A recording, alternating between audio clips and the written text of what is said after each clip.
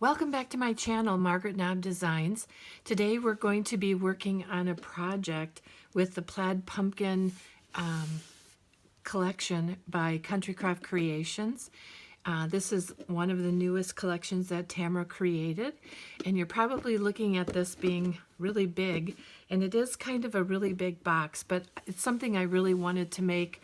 I just came back not too long ago from my retreat in Utah for Country Craft Creations, and as many of you retreat goers know, we always seem to get tags or cards or different items for our from the retreat from the other attendees.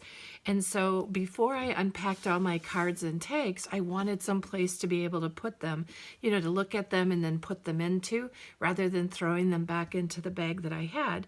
So I decided I would create a big box that I could use and put on my box so that I had the month and the year that the collection was. I know some people have collective boxes or baskets that they put things in, but I thought this was a really nice way that I could put this on my shelves to keep them. And the box would look pretty, but yet the memories would be there. I could pull them out if I wanted to look at them. So what I ended up doing was I did cover the bottom as well. I was trying to use some cutoffs, and I figured I could use that on the bottom. So you could use a full sheet here, or you can piece your papers together on the bottom. You don't have to use a full sheet.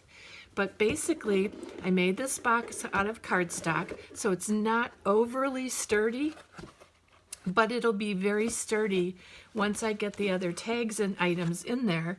And I think it will hold up really well because it's basically a storage sitting on my desktop. And I did not put any embellishments on the top, and that's why I used this paper, because it had this, you know, picture or sign on the top of it, and because I want this to be able to have for my other boxes to be able to sit on top. So you can see I'm planning on going to many more retreats after this, but I can always have a collection of paper based upon, you know, the month or time that I'm going to the retreat. So let's get dug in, and I'm going to give you some measurements for our box to begin with, and then I have my collection papers all put together. So what I'm going to do is I'm going to talk through some of the measurements for this, and then we're going to go ahead and put this together, and I'll show you what I did and how I did everything. So there is a bottom and there's the top to it. And basically I used, at the most, I used 4 to 5 sheets of the Artisan Cardstock, and this is the brown color. And so we're going to start off with this first sheet is a 12 by 12, and I scored it a 1/2 inch on all the way around that piece of cardstock. Then I cut 4 pieces of cardstock that is going to be our sides of our box, and it is then scored, and we are going to go ahead and miter these corners, but it's scored a 1/2 inch on this side on 3 sides. Just like when you would make a pocket, but we're making sides of the box. So let's go ahead and let's get that done. So we're going to start off by taking and burnishing our scores on this side. Just wait, now that I'm on camera, everything is going to be much harder. It always works that way for me. And as many of you know, following me, that I always seem to have those creative opportunities to work through things. But I did make one of these ahead of time, as I just showed you my box. And so that I could make sure that all my measurements were good. So, oh, and I apologize. I don't think I gave you the measurements for this. This bottom piece is, or top, yes, it's for the bottom. This is cut at 4 by 12. and like I said, a 1/2 inch on 3 sides.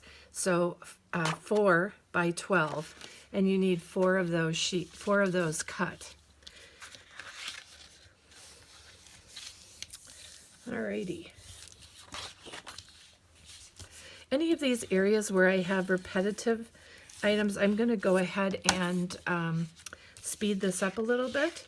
So what we're going to do, let me just tell you what I'm going to do, and then I'm going to make sure I speed up on what I'm doing. So once we're done with this, mitering all of this, I'm going to cut out the corners, and I'm also going to miter on my brown cardstock. And then when I get to these 4 pieces, I'm going to go ahead and I will miter along the top here, folding, and burnishing all of this. And I will also miter these, just like I would do for a pocket. And then we're going to put this all together onto our box. So when I get that prep done, I will come back to you and we will talk about putting everything together. Alrighty.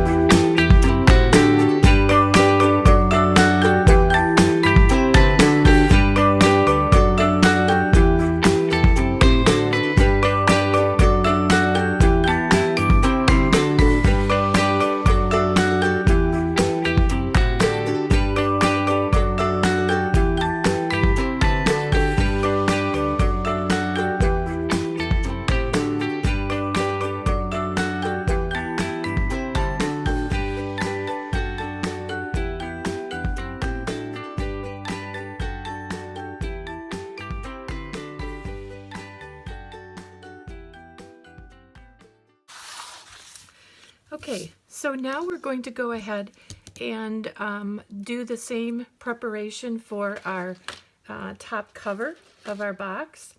And this is a little bit different, and the top of this is cut to be, I'm sorry, I'm looking at my measurements. This is cut, the large piece, at 11 1/8 by 11 1/8. So 11 1/8 by 11 1/8. And what that'll do is that'll help us get the top of the box just 1/8 of an inch larger than our bottom of our box. Because when we did the bottom of the box and we scored at a 1/2 inch all the way around on a 12 by 12 piece of paper, it then made it 11 by 11 is the size of our box bottom. So the top is going to be 11 1/8 by 11 1/8. And then you're going to cut out 4 pieces of the sides of this box. And these, gosh, I don't know why I have such a hard time getting these pieces apart. So we're going to cut these for our top edge of our box. And I'm not sure if you can see the scoring on that. But we are going to cut these 2 5/8 by 12 inches. So because this is 1/8 of an inch bigger than on the bottom, we are going to score the sides of the box. We are going to score it at 3/8 of an inch. So from here to here is 3/8 of an inch score, so that we can make this top 11 1/8 to fit the box. And then along the bottom, you're going to score that at 1/2 of an inch. So again, the score on the side of the top sides is 3/8 of an inch. And on the bottom of this, it's 1/2 of an inch. So let's go ahead and let's get these cut and burnished and mitered. And I will be right back with you.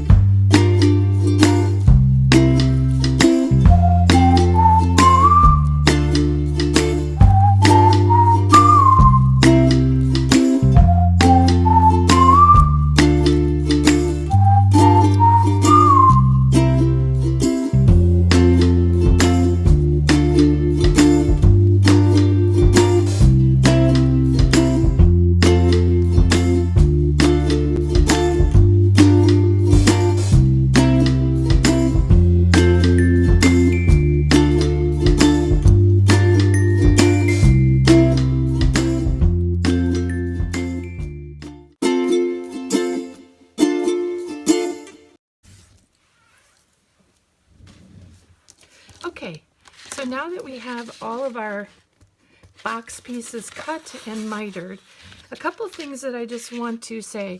It's really important to get a good burnish on your cardstock. The only thing I would be careful of is that if you're not using Artisan Cardstock, you're going to have to be a little bit more careful because you don't want your cardstock cracking. With Artisan Cardstock, it's 99% of the time not the case. There are a few occasions where it does crack, and that's normally because the paper collection itself or the cardstock has been dried out because you're in a really dry atmosphere. So it's important then not to have like heaters on down in your basement. If you're in that type of an area, it can dry your cardstock out.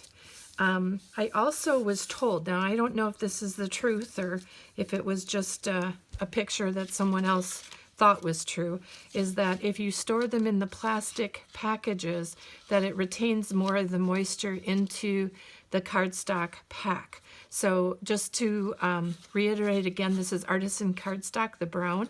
And the other thing about it is that this cardstock is 83, 87 pounds.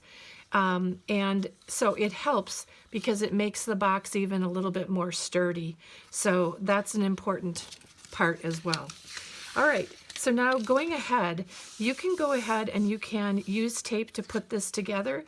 I personally use my art glitter glue, and that's what I work with. You're going to want to make sure that you have these pieces along your outside here. Make it, if you're putting them on top of this piece of the cardstock, you want that edge completely to the edge or side of this box. Or if you are going to put your pieces on top of this cardstock, what you're going to want to do is make sure that your straighter piece is about 1/16 of an inch away from the edge of that cardstock, because otherwise it will not shut down easily on there. So this is also a good way of making sure your cardstock is working well with your measurements. And gosh, this almost looks like it's, let me just check something. I want to make sure I cut everything right.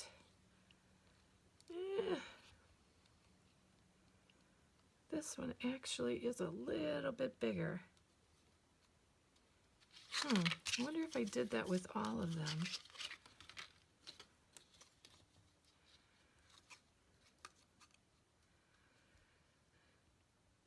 I think I did.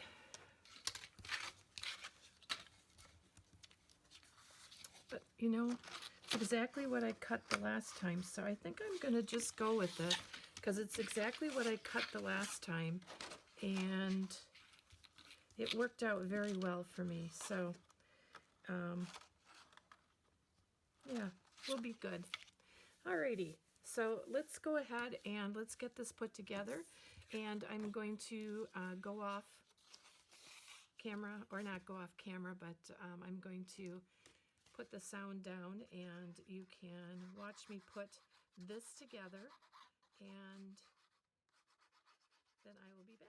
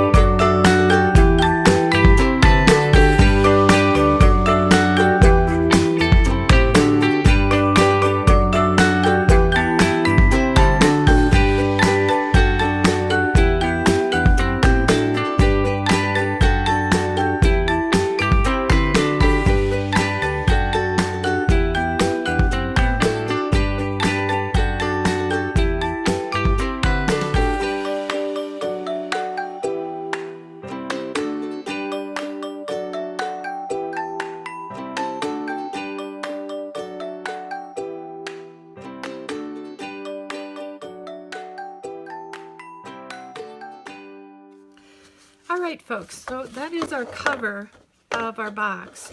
And as you can see, there is one spot over here that I had a little bit of a difficulty with the box of itself, or the tabs. And so I just moved them back around where they thought they would be okay. Now you see some glue on here, but this will be covered over by our piece of paper, or our designer paper. And I'm going to go ahead and show you how to put the bottom of the box together. We'll do that, and then I'll come back and just do some of the pattern paper for this, and otherwise I will be sure to give you the measurements for it, and talk a little bit what I did as far as my book box goes. The other thing is that the numbers on the front, or the calendar, like the 10, 20, 21, that I actually purchased those numbers from Country Craft Creations, and they were out of my stash. And they were the same numbers that we used for our, what is it, the December daily. So you can, I'm sure they're still in stock. I don't know for a fact, but I will look up the links and put them below. So now this one, we're going to go ahead and we're going to put our sides onto this. And this one is actually going to be the bottom put together like this, with one flap on the bottom and one flap inside. And to be very honest, you can do one of two things. You can cut a 1/2 inch off of all of this to make this just 11 by 11 and not have these additional flaps on there. The reason why I left them on is just to help create a more sturdy bottom. So if it's easier for you putting the side flaps on with taking these bottom flaps off, or this one, not both, one or the other, feel free to do that. This is a little bit futzy, I have to say, coming to making sure that this all lays down flat and that it doesn't overhang the bottom, because if you don't get this on here properly along the bottom, it can become a bit thick in the box edges. But I didn't find that I had really any issues with that when I was putting it together. I had one side that was a bit thicker, but I just really burnished it down well and made sure that my sides were sturdy. So I'm going to go ahead and speed this up and put this together. Alrighty.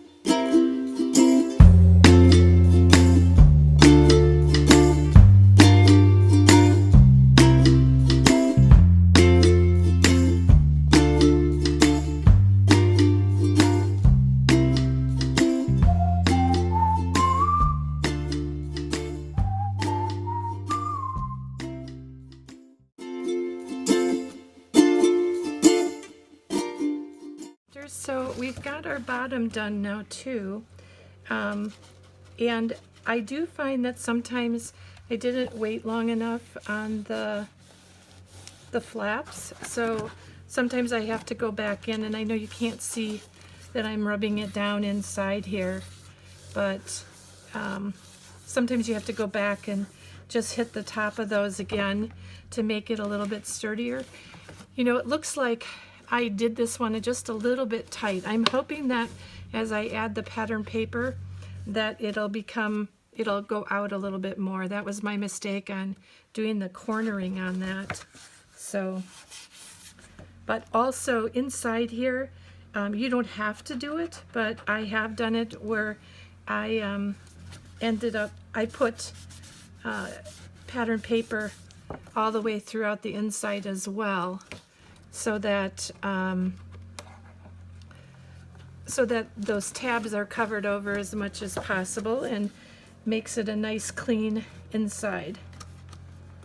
So what we're going to do is then just see how our top fits on the top of here, and I know it fits well because I tested it out before. So what I did then is I came back and because I had the measurements, I went in and I cut all my cardstock that's going on the box, and these patterned pieces, this is going to be for the top on the inside of the box with the side edges. And the top on inside the box, that sheet is going to be 11 by 11, and then you're going to cut 4 of these that are going to be 2 by 11. And then the next item is the top piece that's going on top of our box. This is 11 by 11 as well, and 4 of these then are cut at 2 by 11. So there's those. And then on the bottom, on the very bottom of the box, this green is going to go out, and that's cut. This one is cut at 10 7/8 by 10 7/8. And this pattern paper was cut at 3 3/8 by 10 7/8. And the same thing, this is for inside the bottom of the box. That's cut at 10 7/8 by 10 7/8. And this one, you're going to cut 4 of these for 3 3/8 by 10 7/8. So let's go ahead, and I'm going to work on getting the top of our box done first, and then the rest we can finish up at another point. I'm going to speed this up and just show you a little bit on how I go about doing this. So one of the most important things for me is on this top, I want to make sure that this is going to cover evenly as I possibly can on the top of this. The other thing you're going to notice is that all of them have been edged with vintage photo. I wanted to give it a little bit more depth and dimension to our pattern paper. So that's what we're going to go ahead. And then when I also did this, so that on the bottom of the top of my box, the picture is like this, and then I ended up putting the date on the front of my box cover so that it faced this way. I just made sure that I did it so that it was all even with that. So let's go ahead and let's get our cardstock on here. Now it's important though that you remember that you don't need a ton of glue, of the art glitter glue. And you may think I'm putting a lot on, but honestly I'm scratching the surface, because art glitter glue does much better if it is not too much put onto that. And because the cover is, this top or this piece of paper is 11 by 11, it doesn't really matter which direction on this box, the top I put it. It only really matters when I put the additions down on it. I think I have lopsided eyes or vision or something. I always seem to get one side of this crooked to the other side. There's some crafters I watch, and I think I've said this before, that they always seem to get those edges perfect. It's not bad. It's not perfect, but it's not bad. So let's go ahead and actually, let me get my... This is just actually a regular food scraper, and I use the straight edge side. Most of the time for food, you're going to use it that way, but I use it this way because it can get into the corners and can really move our glue so that it flattens out. Yeah, there we go. We've got our top on the box. And you might find that you're going to have some edges like right here that come up. Don't be afraid. Just go back and use your fine tip glue piece and, you know, go ahead and stick them down. So that's what I would do when I'm all done, is go through and make sure that all my sides are glued down exactly how they need to be.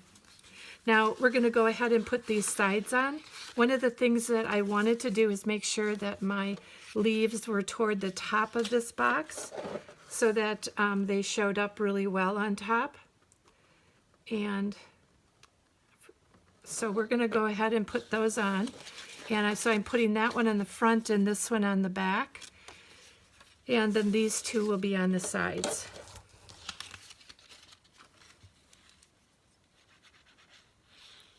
It looks like, because this top was a little bit off in my cutting or the way I put that together, I think my edges, rather than a 1/8, it's going to be closer to a 1/4, or it'll be 1/8 of an inch on either side. So, you know, don't fret about that. Again, it's only paper, and the box, you can, if I wasn't doing this in a video, I would have pre-measured all of my, see what I'm saying? This is just a little bit bigger here and here, but I'm just not going to fret about it. I'm going to see that, and maybe another crafter will see it, but I guarantee you none of your friends and family are going to ever really notice that. And if they do, you know, it's fine. It is what it is. It's not that big of a deal. And if they say anything, just say, oh, I just wanted the brown paper to show much more than what it would have. You don't know. You can find a reason why. The most important thing for me is trying to make it even on all sides. That's the most important thing, so that this side and this side are as even as I can get them. And again, it is a handmade item. It is not perfection. And I can tell you that when even items that are not handmade are not perfect. So if you expect perfection every single time, it's going to be much more difficult to get anything done. Now, the other thing you want to remember, though, is that if you have paper that has a pattern that has to go up, or, you know, needs to be one side or the other, that you watch for that as well as you're putting your designer paper on. So my pumpkins are facing the right way. And we'll do this one.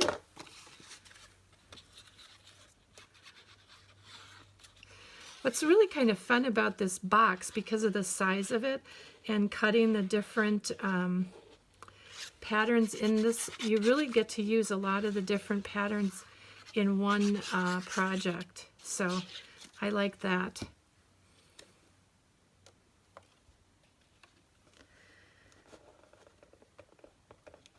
I hope this box works out well for you retreat goers for Country Craft Creations. I think that any of you could tell the other people that are watching what a wonderful experience it is to be going to a Country Craft Creations retreat. There's nothing better. It's like a big, huge family, and everybody gets to know everybody, and you can get your own favorite group of people too. But I'll tell you, Tamara does such a good job with those retreats. They're not inexpensive, but once you get there and you see everything that happens and that goes on, you'll see exactly why.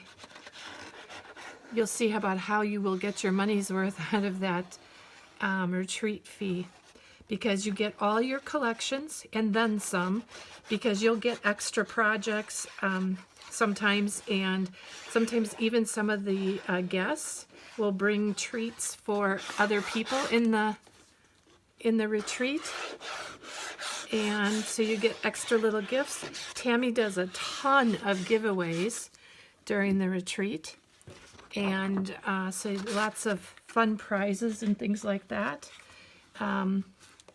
You also get supplies for crafting.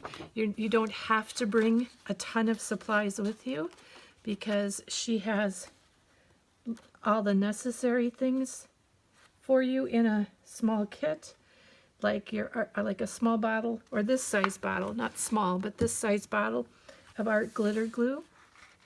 And she also will, I think usually there's some score tape in there, and some of the other small embellishments and things like that that you'll need to complete your, oh my gosh, to complete your projects. All right, peoples. I think I said I was going to speed this section up, and if I'm going to go back and listen to this again, hopefully I didn't say that, because I know I sure didn't speed this up. So we'll put that in and down.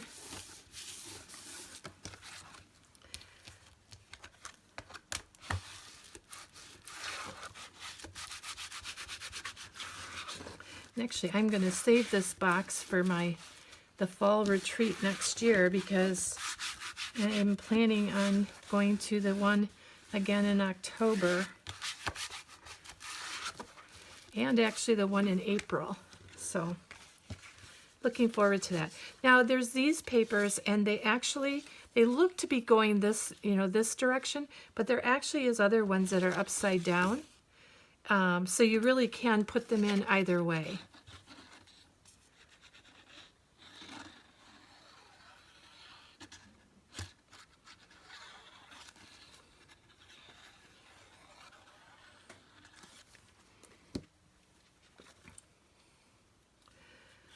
So I am going to be coming back with another project in about a week or so with this Plaid Pumpkin paper collection, and I'm going to be making like an 8x8 mini album with the collection. So please hang on to or watch for that. You know, if you could like and subscribe to my channel, then hit that bell. It'll tell you when I post something new, and you can get notified of that. So in putting this in, I'm trying to get those all up the right way and evenly spread.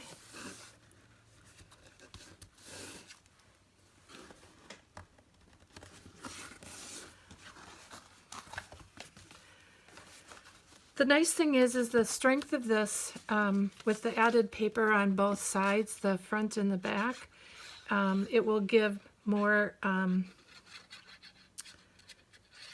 stability to your box.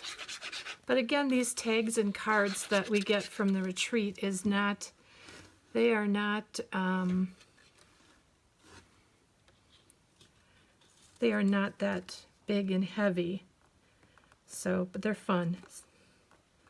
Tells you a little bit about the other crafters that are there. Tells you about where they live. Sometimes there's a recipe involved. Sometimes it's just a cute decorated tab.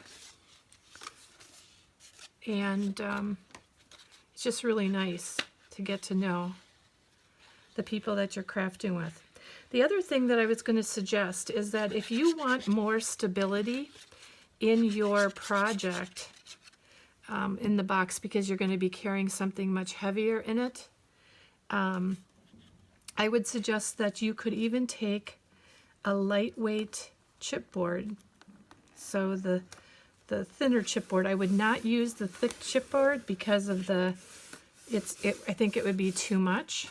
But you could take and put a lightweight piece of chipboard right in the top and then cover it with your pattern paper. And the same thing on the bottom, and that will create even a little bit more stability for you if you need it, because it's something that is thicker.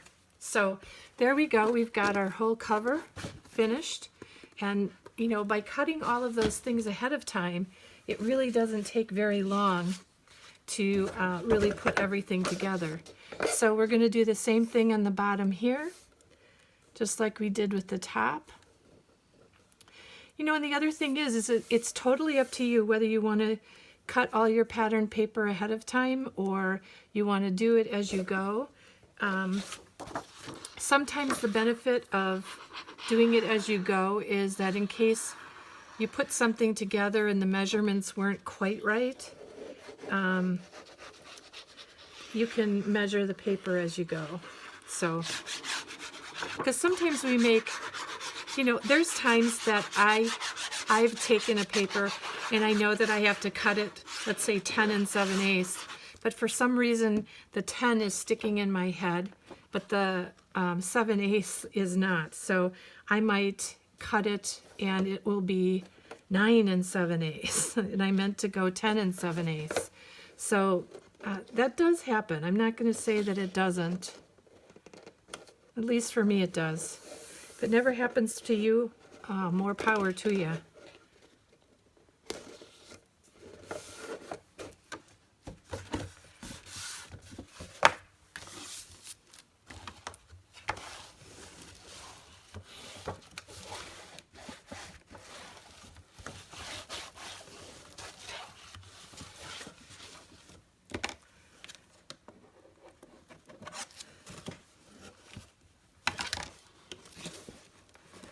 Another little spot here that's coming off.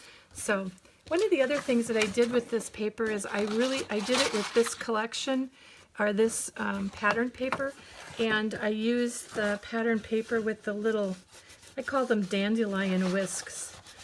They're probably not really dandelions, but that's what they look like to me. And I put them with this sunflower collection. And I thought it looked really nice because it looks similar in tone. So while they're not the same pattern, they look almost like they are.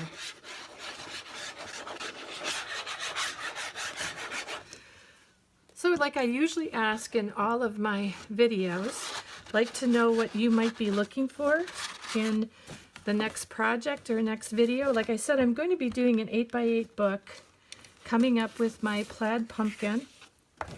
And I am then going to be doing, I believe I'm going to be doing something with my Yuletide. Yuletide by Blue Fern. I think that's the next one after this Plaid Pumpkin that I've got to look at. And I have an idea for that 12x12 for Blue Fern, what I'm going to be doing with that.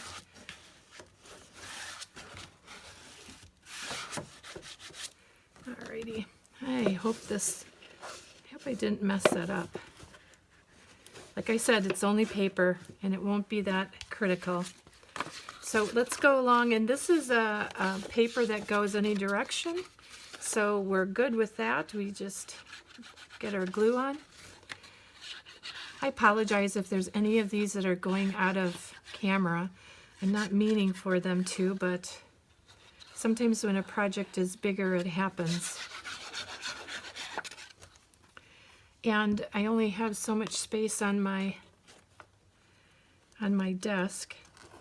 And no, it's not because my desk is small, it's because my desk is so full of stuff. It seems like I get such a, I get stuff all over the place. So the other thing is I am going to be making a project for the New Year's Eve, well, the hop. I'm going to be doing it for the New Year's retreat and then the hop. So I have a project coming for the hop that I hope will help many of us mini album makers along with our crafting. So we'll see how it turns out. I haven't created it yet. I haven't built it yet. It's not that it's going to be so different from other crafters. I always say to anybody who's watching my channels is that usually things are usually of my own creation, but you know what? So much of what goes on in the crafting world is that it's highly unlikely that anything I think of could be absolutely different than someone else has ever created before. Unfortunately, I'd like to say that it's my original design all the time, but I can't say that. You know, things that I never saw before, all of a sudden I see someone else who's already made it because I'm looking at YouTube. But hopefully that what I bring for you to the YouTube channel is fresh ideas or new ways of doing it. And if not, I always, if I know someone has made this and that's where I got my inspiration from, I usually try to say where I saw it before or who seemed like they originally made it. But again, I don't always know who originally made something or the idea. I've got another project coming up soon it's actually a card. And I just really love the card, but the design itself is not my original design, and I'll tell you that when we get in the video. But I'm going to add a couple of things different on that card than what the creator made. So again, not my original design, but